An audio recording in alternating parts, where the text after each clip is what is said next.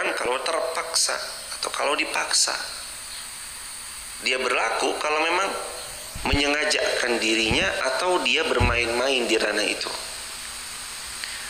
Sedangkan Ammar, anaknya Yasir, beliau dipaksa hadirin. Dan gak ada dosa bagi yang terpaksa. Tapi hatinya tidak menghendakinya. Dia mengatakan kekufuran tapi hatinya menolaknya. Juga kata Nabi SAW dalam hadis Muslim, "Man ra'a minkum munkaran falyughayyir bi yadihi, fa illam yastati' fa bi lisanihi, fa illam yastati' fa bi qalbi, wa dzalika at'aful iman." Sesiapa yang melihat kemungkaran, rubah dengan tangannya, kalau nggak bisa rubah dengan lisannya, kalau nggak bisa lagi rubah dengan hatinya. Itu selemah-lemahnya iman. Iman yang paling lemah itu mengingkari dengan hati. Iman yang paling lemah itu mengingkari dengan hati. Ayat 107. Yang demikian itu disebabkan oleh karena mereka lebih mencintai kehidupan dunia daripada negeri akhirat, dan Allah tidak akan memberi petunjuk kepada kaum-kaum yang kufar.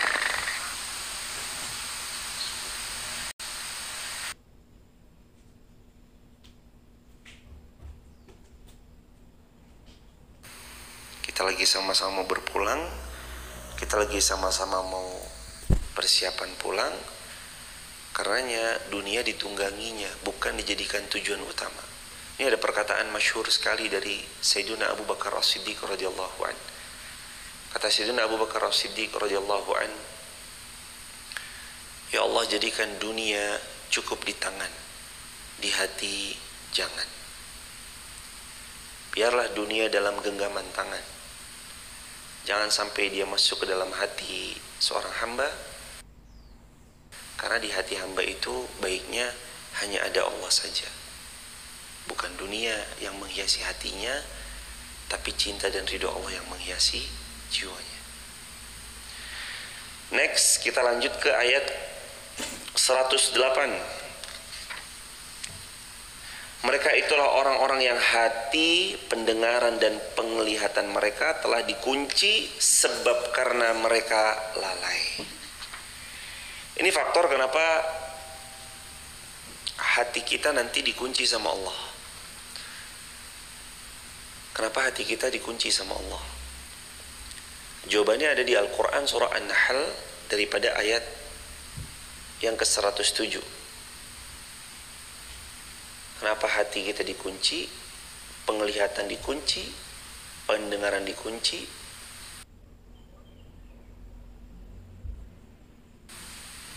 Wa ulaika humul ghafilun.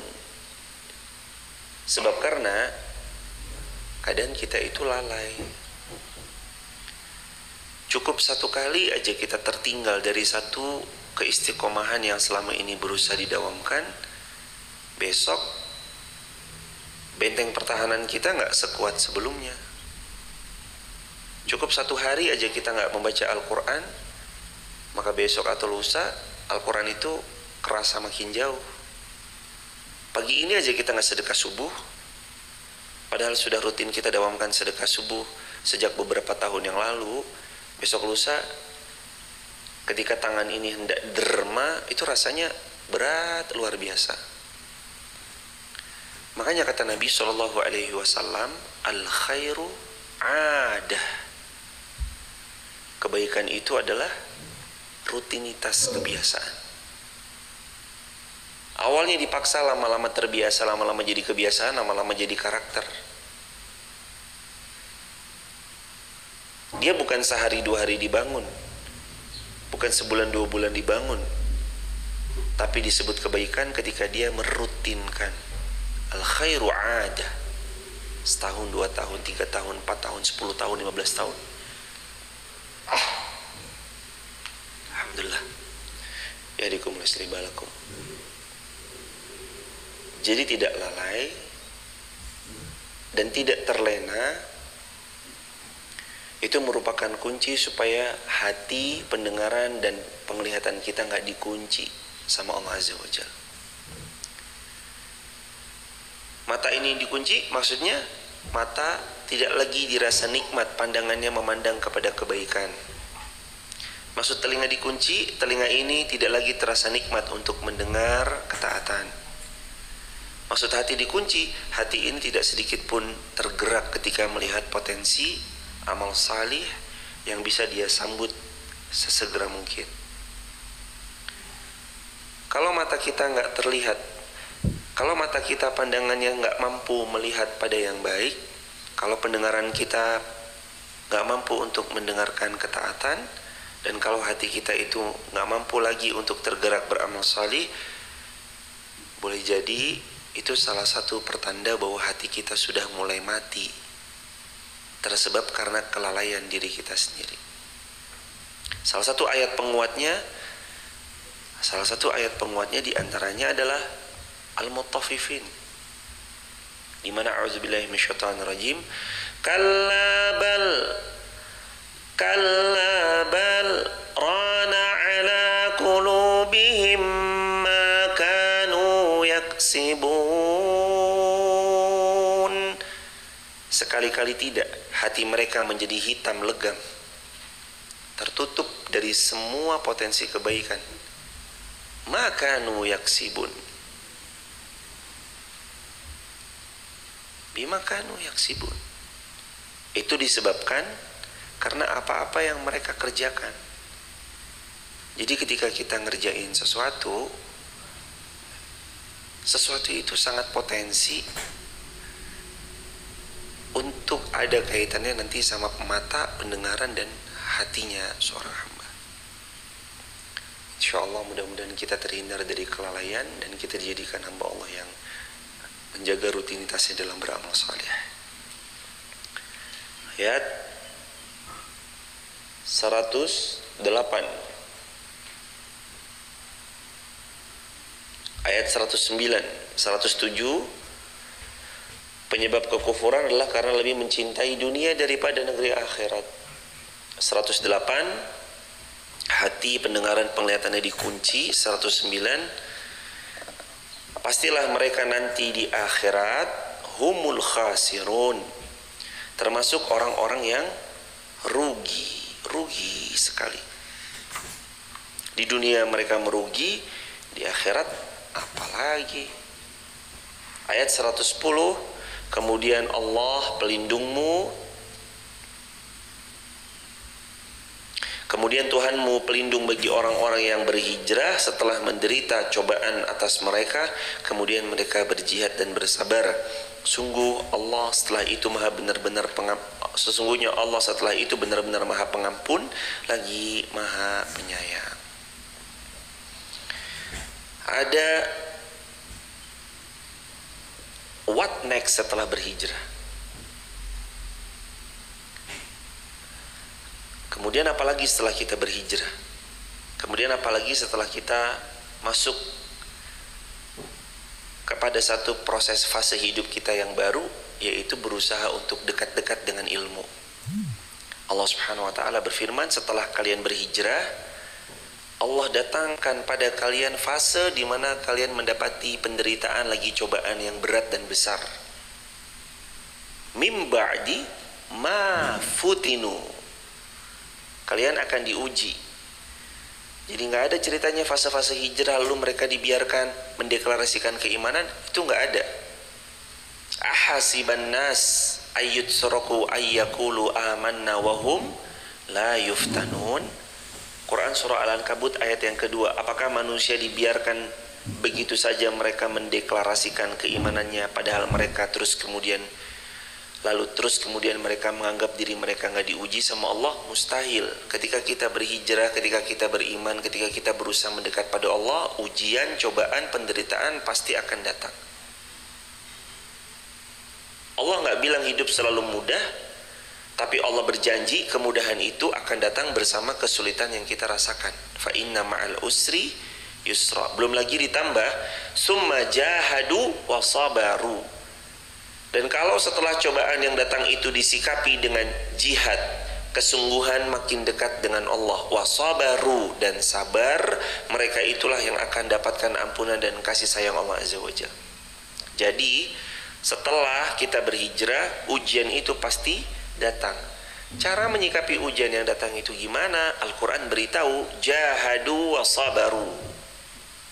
Sungguh-sungguhlah untuk sama-sama kita menikmati fase ujian itu, membuat kita makin dekat dengan Allah. Wa sabaru, dan bersungguh-sungguhlah untuk bersabar melewati proses ujiannya.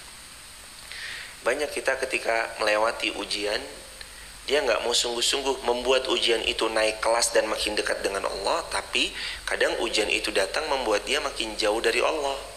Ini adalah pihak yang dia hanya akan dapatkan ujian, cobaan dan penderitaannya, tapi dia nggak akan pernah mendapatkan kebahagiaan dan janji baik atau busyra yang Allah hendak berikan padanya. Karena dia nggak jahadu wa sabaru. Karena dia nggak mau sungguh-sungguh mendekat ke Allah dan jadikan ujian itu adalah langkah makin dekat sama Allah, dan dia nggak mau sungguh-sungguh untuk sabaru, bersabar. Akhirnya mereka cuma dapat penderitaannya aja, tapi nggak mendapat yusro'nya. Kalau kita mau dapat keduanya dan janji Allah pasti benar ya, penderitaan harus dipegang dua ayat. Setelah datang penderitaan harus dipegang dua hal ini, jahadu wasabaru. Ujian yang datang sikapi dengan sungguh-sungguh, membuat kita semakin dekat dengan Allah. Jadi ujian yang datang itu sikapi dengan sungguh-sungguh, bahwa ujian akan jadi wasilah yang membuat kita makin dekat dengan Allah. Lalu kita sikapi dengan kesabaran. Itulah orang-orang yang pasti beruntung.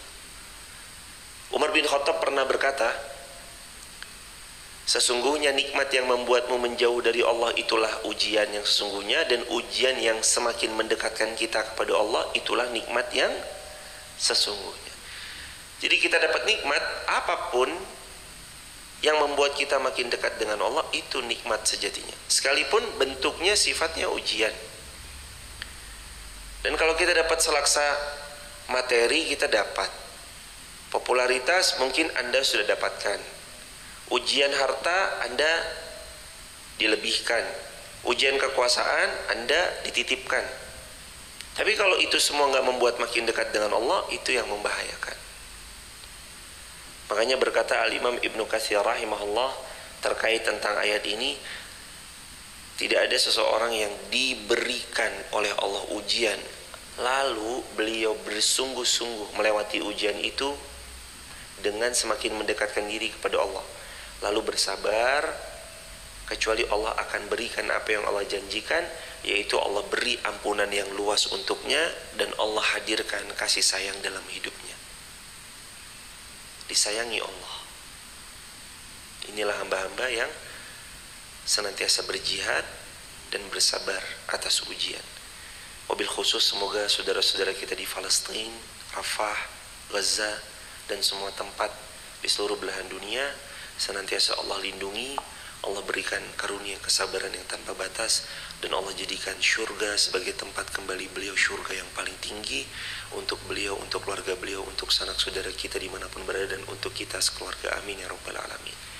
111. Sebentar lagi kita ganti surah insyaallah biidznillah. Allah Subhanahu wa taala berfirman, ingatlah pada hari ketika setiap orang datang untuk membela dirinya sendiri, dan bagi setiap orang diberi balasan sesuai dengan apa yang telah mereka kerjakan, dan mereka tidak akan dizalimi. Yauma ya'ti kullu nafsin tujadil yauma ta'ti kullu nafsin tujadilu an nafsiha.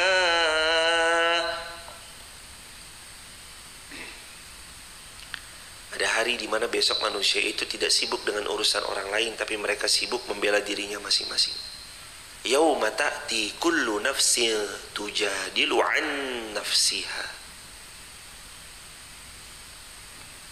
Hari ini mungkin kita sibuk cari-cari kesalahan orang. Hari ini mungkin kita sibuk korek-korek kesalahan orang. Hari ini mungkin kita dihabiskan waktunya untuk membenarkan diri kita sendiri. Tapi besok akan datang masanya, yauma ta'ti kullu nafsin tujadilu an nafsiha. Masing-masing kita akan sibuk membela diri kita masing-masing.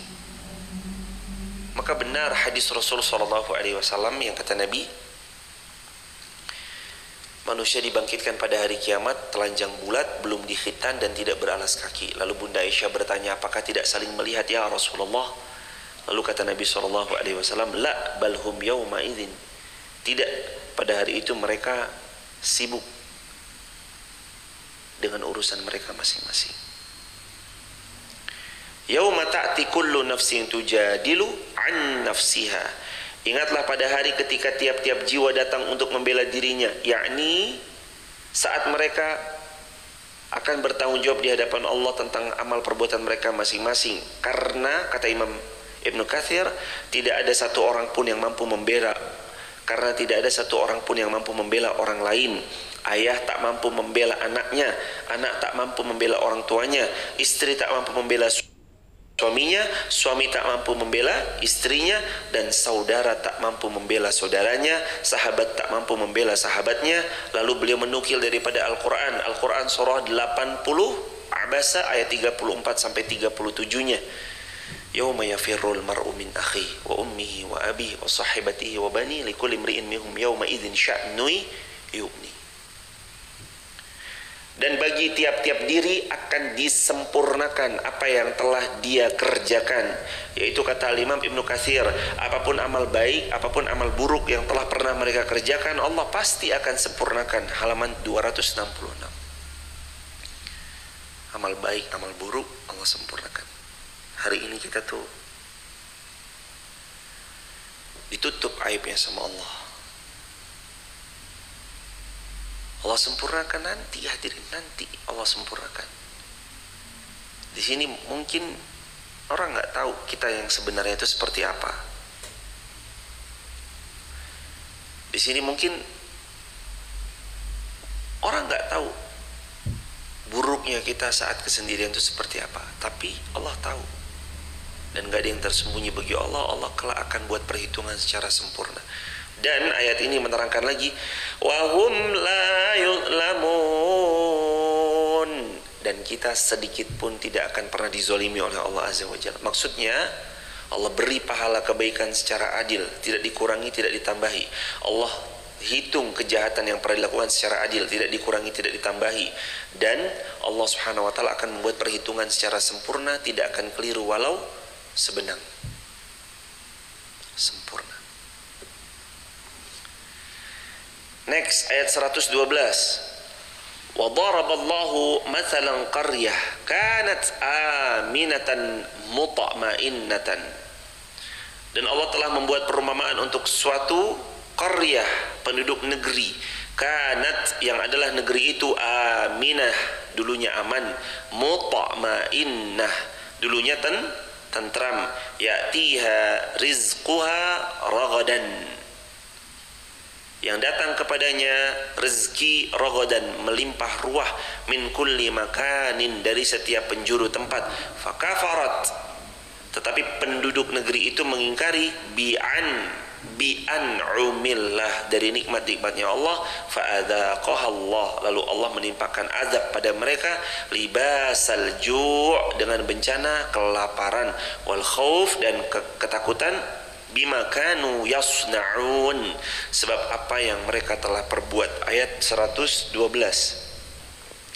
Ini perumpamaan bagi satu penduduk negeri yang penduduk itu pertamanya sudah merasakan keamanan, nikmat yang tentram, rezeki dari semua tanah penjurunya yang berlimpah ruah, tapi mereka malah mengkufuri nikmat bi'an'amillah, dari nikmat-nikmatnya Allah.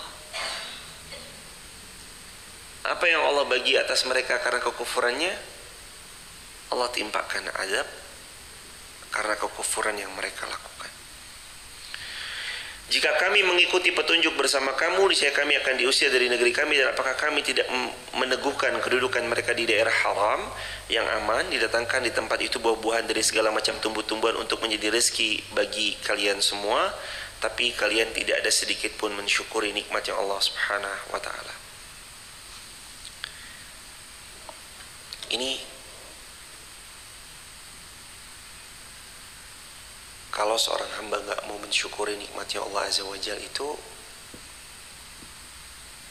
efek yang buruk adalah kesudahan bagi mereka yang nggak mau bersyukur. Kalau seorang hamba enggan bersyukur, dikasih nikmat sama Allah berupa rezeki yang berlimpah ruah, mengingkari. Dikasih nikmat aman, tidak mensyukuri. Dikasih kehidupan yang diberi banyak kesehatan, tapi lagi-lagi dia nggak kembalikan semua nikmat itu dalam ketaatan. Ya udah, maka jangan salahkan siapapun kecuali dirinya kalau nanti semua kenikmatan itu dicabut oleh Allah Azza wa Jalla. Karena Allah Subhanahu wa taala berfirman, bagi sesiapa yang fakafarat bi an'umillah fa'adzaqahallahu libasal ju' wal khauf. Sesiapa yang dia tidak mau mensyukuri nikmatnya Allah, maka Allah akan berikan padanya datang ujian kelaparan, datang ujian ketakutan, bima kanu yasna'un. Itu semua tersebab karena mereka nggak pernah mau bersyukur atas nikmatnya Allah Azza wa Jalla. Maka benar kalau Allah juga berfirman dalam Al-Quran, surah Ibrahim ayat yang ke-7, la in syakartum la azidannakum wa la in kafartum inna azabi lasyadid. Kalau kita bersyukur, Allah pasti tambah. Semua nikmatnya ditambah sama Allah.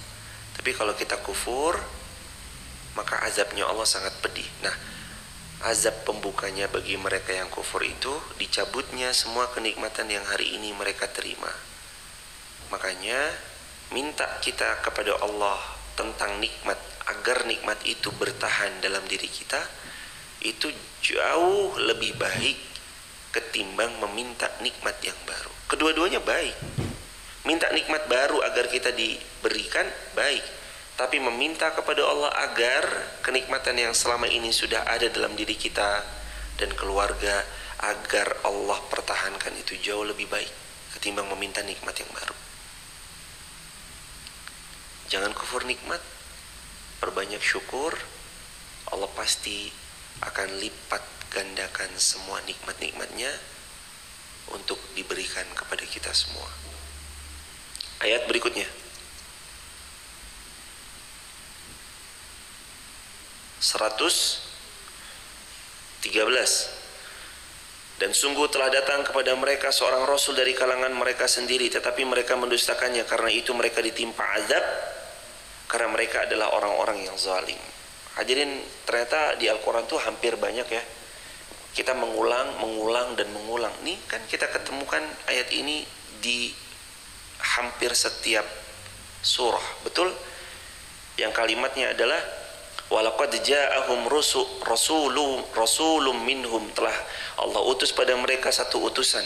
Fakadzabuh, tapi mereka mendustakan. Fa'akhadzahumul adzab, Allah timpakan azab pada mereka, wahum zalimun, sebab karena mereka orang-orang yang zalim. Jadi ayat Quran yang membahas tentang kaum yang mendustakan itu banyak banget. Kaum yang gak mau beriman itu banyak banget. Mereka-mereka yang membuat makar kepada para nabi dan rasul yang diutus pada mereka itu banyak banget. Ayat-ayat yang menceritakan tentang mereka hendak membunuh nabinya, membunuh rasulnya, itu banyak banget. Salah satunya ayat ini, hadirin. Mereka ditimpa azab sebab karena mereka orang-orang yang zalim. Next, 114. Fakulu mimma razaqakumullahu halalan thayyibah. Ini perintah Allah agar kita mengkonsumsi makanan yang halal lagi thayyib. Perintah makan dari rezeki yang halal dan mensyukurinya, serta penjelasan hal-hal yang Allah haramkan. Ayat 114. Fakulu mimma razaqakumullahu halalan thayyibah. Allah Subhanahu wa taala berfirman, dan makanlah atau makanlah yang halal lagi baik dari rezeki yang Allah telah berikan kepada kalian. Lalu syukurilah nikmat Allah jika kamu hanya beribadah kepada Allah saja. Allah memerintahkan kepada hamba-hambanya yang beriman untuk makan dari rezeki yang halal yang Allah limpahkan. Allah kasih tahu, ini halal ya, nikmati. Bahkan nanti kalau hadirin bilang, nanti kalau hadirin cermati lagi kalimatnya, fakulu, silahkan makan dari apapun yang Allah rezekikan kepada kalian, halalan thayyiba. Thayyiban itu bukan cuma sekedar baik, tapi apa thayyib? Berkualitas.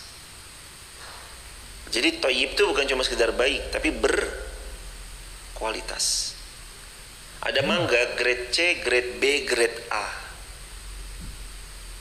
Maka thayyiban itu bukan cuma sekedar mangga yang penting mangga, tapi dia pilih grade terbaik, grade A.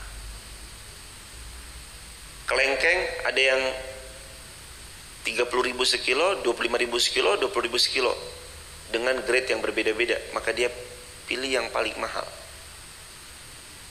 Itu thayyiban, berkualitas. Ada sesuatu yang kiranya kurang pas aja, itu enggak. Makanya ayat ini juga termasuk membuat kita untuk memperhatikan makanan-makanan dan minuman yang kita konsumsi. Ternyata jemaah, makanan dan minuman yang kita makan, kita konsumsi itu berpengaruh loh sama kita. Kulu mimma razaqakumullahu halalan thayyiban. Makanlah apapun rezeki yang Allah curahkan, limpahkan pada kalian. Yang pertama syaratnya apa? Halal. Yang kedua syaratnya apa?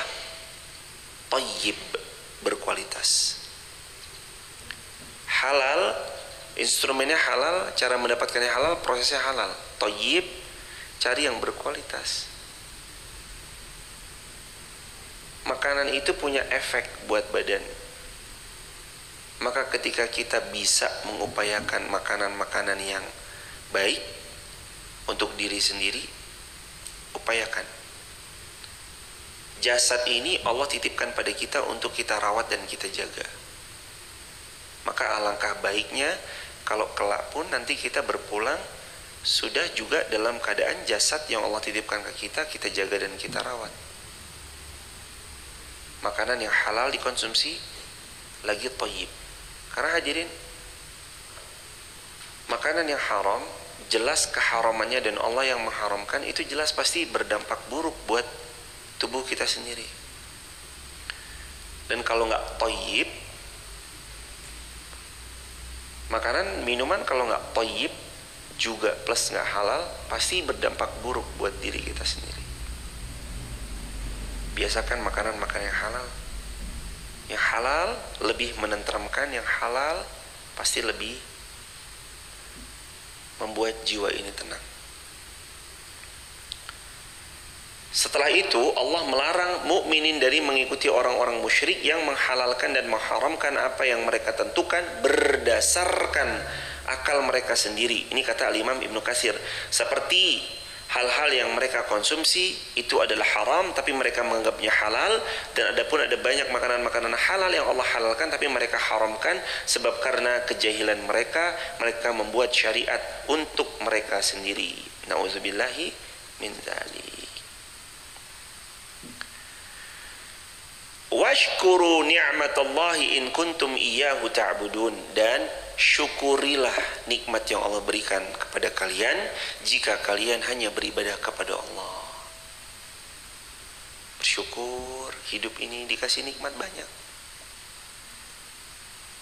Bu, masak apa hari ini? Alhamdulillah, ibu masak tempe bacem, tahu bacem. Alhamdulillah. Mudah-mudahan kita jadi hamba yang bersyukur. Nikmati hadirin. Masak apa hari ini? Gak ada apa-apa kecuali baru nasi putih sama sambal. Bismillah hadirin. Apapun selalu bisa disyukuri. Tapi juga apapun selalu bisa dikufuri. Maka pilihlah syukur daripada mengkufuri nikmatnya Allah Azza wa Jalla. Ayat selanjutnya ke 115. Sesungguhnya Allah hanya mengharamkan atasmu. Nah, ini unsur-unsur yang haram yang harus diperhatikan oleh kita secara seksama. Yuk. Ayat 115. Apa aja sih yang Allah haramkan? Berdasar ayat 115 An-Nahl, innama harrama alaikumul maitah Allah haramkan atas kalian yang pertama bangkai. Bangkai ini ada pengecualian, kecuali bangkai apa yang halal? Bangkai ikan dan belalang. Yang kedua waddam, dan darah. Yang ketiga walahmal khinzir, dan daging babi.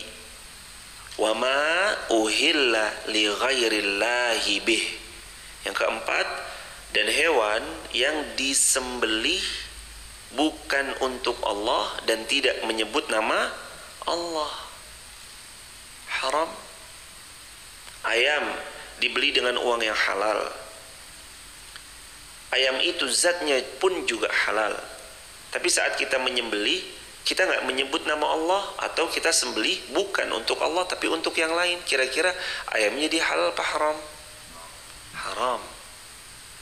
Makanya unsur apa yang nanti hendak kita konsumsi dari hewan yang memang Allah halalkan, itu nanti ada 3. Yang pertama, zatnya halal. Yang kedua, proses mendapatkannya halal. Yang ketiga, juga disembelih dengan menyebut namanya Allah Azza wa Jalla. Ayam halal, disembelih mengucap bismillah, tapi proses mendapatkannya ternyata itu ayam tetangganya yang diambil tanpa izin. Jadi halal apa haram? Jadi haram, karena itu bukan ayam haknya beliau. Ini ayam tetangga nih, udah tangkap aja deh. Ditangkap, bismillahirrahmanirrahim, set, sembelihnya ngucap bismillah, tapi itu ayam curian dari tetangga, maka haram. Jadi patut diperhatikan 3 unsur tadi. Zatnya halal, cara mendapatkannya halal, dan proses penyembelihannya juga menyebut nama Allah, yaitu bismillah sah, atau bismillahirrahmanirrahim sah, atau bismillahi Allahu akbar. Seperti itu hadirin. Barakallahu fikum. Next. Faman itturra ghaira bagin wala adin. Tetapi barang siapa yang terpaksa memakan makanan yang haram bukan karena menginginkannya, wala adin, tidak pula melampaui batas, fa innallaha ghafurur rahim. Allah Maha Pengampun lagi Maha Penyayang. Jadi misalkan ada seseorang, kalau misalnya seseorang itu dalam kondisi yang terbatas, ini udah mas, kalau seseorang itu dalam sebuah tempat tidak didapatinya makanan-makanan yang halal, dan dia benar-benar darurat, seperti misalkan dia terlantar di tengah hutan.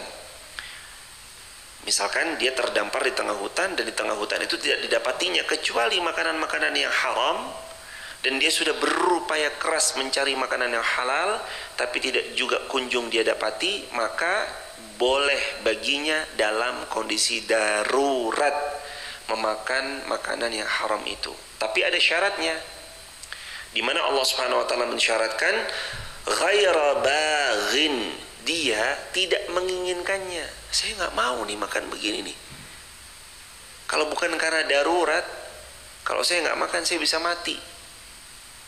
Selagi dia masih bisa mengupayakan yang halal, dia upayakan dengan keras untuk mendapatkan yang halal. Jadi syaratnya itu yang pertama, bukan karena dia menginginkannya, tapi memang karena darurat. Yang kedua, wala adin, tidak untuk berlebihan atau tidak pula melampaui batas. Ini makan daging babi, lalu terus kemudian dia bilang lagi, sebentar deh, daging babinya saya siapkan lagi 2 kg buat stok nanti. Ini enggak boleh hadirin. Dia hanya boleh makanan apa yang Allah haramkan. Dia hanya boleh memakan makanan yang Allah sudah haramkan dalam keadaan daruratnya, makan dengan jumlah porsi yang membuat tulangnya kembali tegak. Lalu kalau udah taruhlah misalkan 3 suap, atau bahkan kurang daripada itu, atau mungkin lebih daripada itu, lebih sedikit, lalu asalkan dirinya punya energi lagi untuk bisa mencari makanan yang halal, cari makanan yang halal. Yang penting bukan ghaira baghin wala adin, bukan karena keinginannya mengkonsumsi yang haram itu, dan juga bukan porsi yang melampaui batas. Fa innallaha ghafurur rahim. Yang demikian itu Allah akan ampuni, karena Allah Maha Pengampun dan Allah Maha Penyayang. Yang penting jangan dijadiin stok.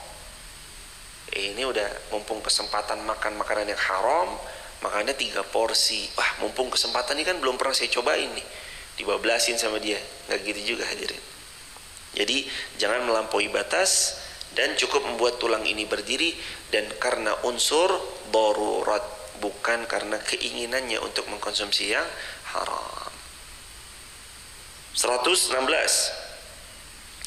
Dan janganlah kamu mengatakan terhadap apa yang disebut-sebut oleh lidahmu secara dusta, ini halal, ini haram, untuk mengada-ngadakan kebohongan terhadap Allah. Sesungguhnya orang yang mengada-ngadakan kebohongan terhadap Allah tidak akan pernah beruntung.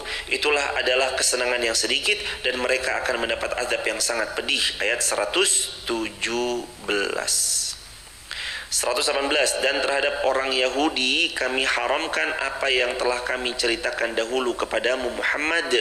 Kami tidak menzalimi mereka, justru merekalah yang menzalimi diri mereka sendiri. Lagi-lagi itu pengingat yang sangat banyak kita dapatkan.